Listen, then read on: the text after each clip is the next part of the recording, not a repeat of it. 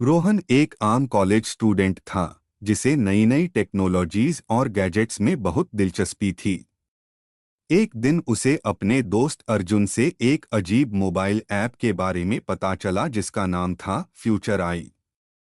कहा जाता था कि यह ऐप इंसान का भविष्य बता सकती है, लेकिन जो भी इसे इस्तेमाल करता है उसकी जिंदगी में अजीब घटनाएं होने लगती हैं।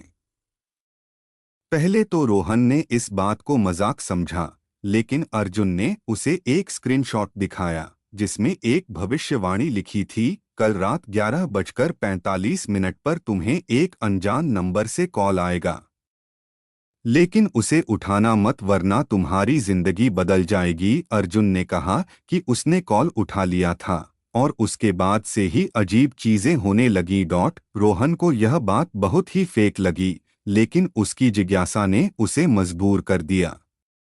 उसने फ्यूचर आई ऐप डाउनलोड कर ली और जैसे ही उसने ऐप खोली स्क्रीन पर एक मैसेज आया, क्या तुम अपना भविष्य जानने के लिए तैयार हो? रोहन ने यस पर क्लिक कर दिया।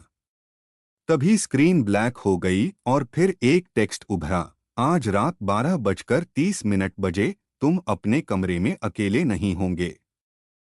रोहन को हंसी आ गई, उसे लगा यह सिर्फ एक मजाक था, लेकिन असली खेल तो अब शुरू होने वाला था। रात के 12:30 रोहन अपने कमरे में पढ़ाई कर रहा था।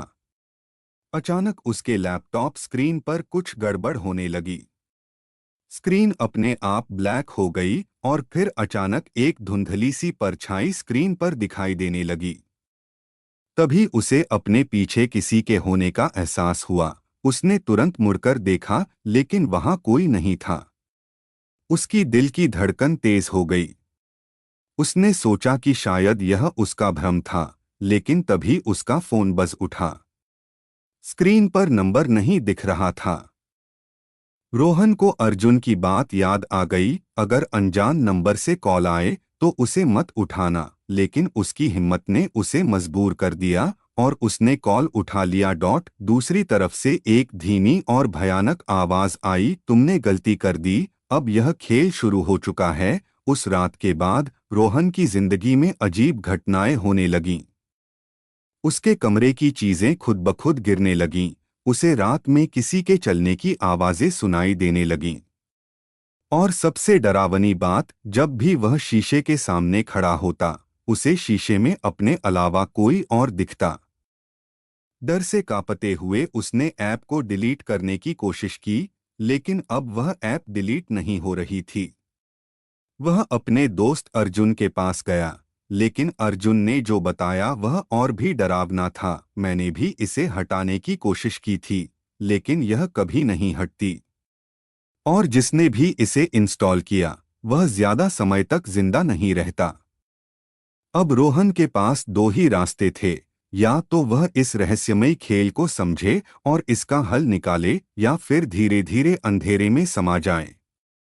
अंत में एक रात रोहन ने अपने कंप्यूटर में ऐप की कोडिंग को हैक करने की कोशिश की, लेकिन जैसे ही उसने ऐसा किया स्क्रीन पर एक मैसेज आया, अब तुम्हें बचने का कोई रास्ता नहीं। और फिर उसकी चीखें पूरे कमरे में गूंज उठीं। अगली सुबह उसके कमरे का दरवाजा अंदर से बंद था और रोहन गायब था।